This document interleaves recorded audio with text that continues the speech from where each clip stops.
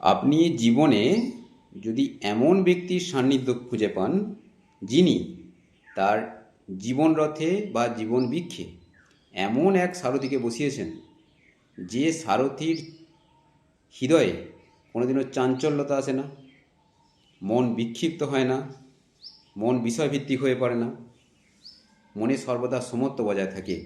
এমনকি জীবনে যদি সব কিছু হারিয়ে যায় তাহলেও তার মনে এই জগতের কোনো কিছু রাজত্ব করতে পারে না। সেরম ব্যক্তি যদি সান্নিধ্য পান তাহলে আপনার জীবন কৃতকৃত্য বা ধন্য।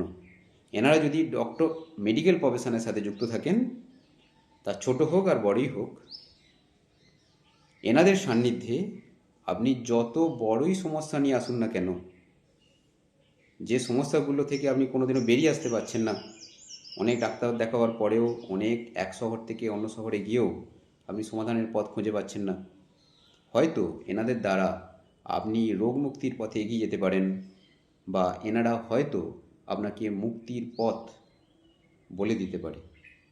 একবার এসে দেখতে পারেন। নমস্কার।